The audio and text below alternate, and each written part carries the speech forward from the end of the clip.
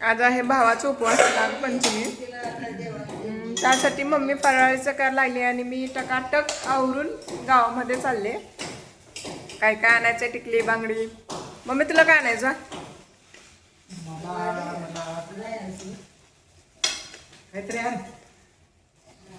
बरं आणतो.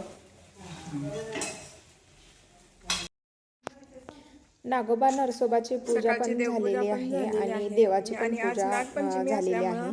तर आज भावाच्या उपवासा दिवशी मान असतो नागोबा नरसोबा देवाची पूजा करायची. तर सगळी तयारी झालेली आहे आणि त्यानंतर मग वारुळ्याला जायचं होतं म्हणून पूर्ण तयारी केलेली आहे. लाह्या फुटाणे आणि हळदी कुंकू म्हणजे पूजेचं सगळं साहित्य गोळा करून नंतर देवपूजा पण करून झालेली आहे आणि फराळाचं पण करून झालं. आणि त्यानंतर मग मी आणि बाबा दोघंजण बाबा माझ्यासोबत आले होते कारण वारुळापाशी थोडं गवत होतं त्यामुळं आम्ही दोघं गेलो होतो.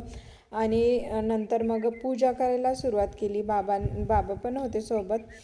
तर आमच्या शेताच्या कडेलाच मोठं वारुळ आहे बांधाच्या कडेला. तर त्या वारुळाची पूजा मी केली.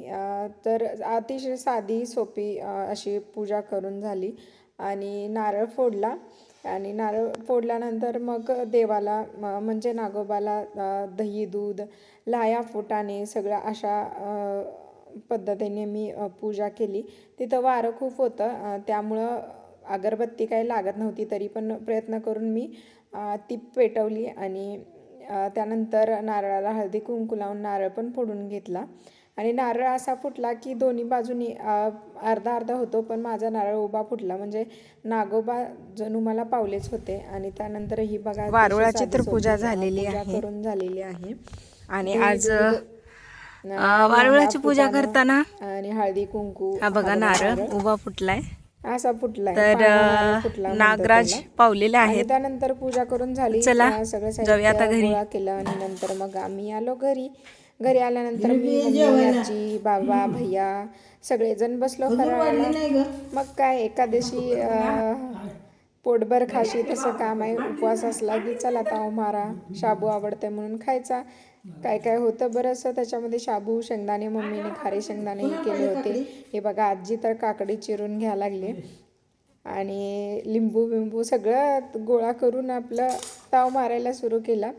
आणि आजचा उपवास आणि भावाचा उपवास आज खाऊन पिऊन साजरा केला आम्ही सगळ्यांनी.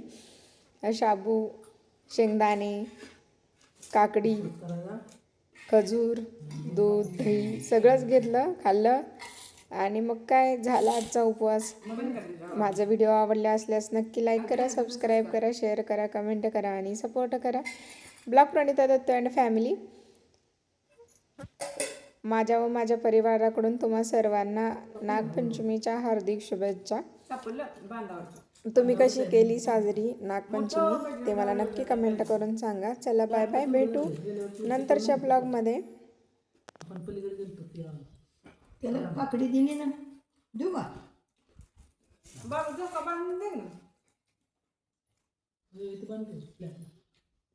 झाडाला बांधलं वाटतं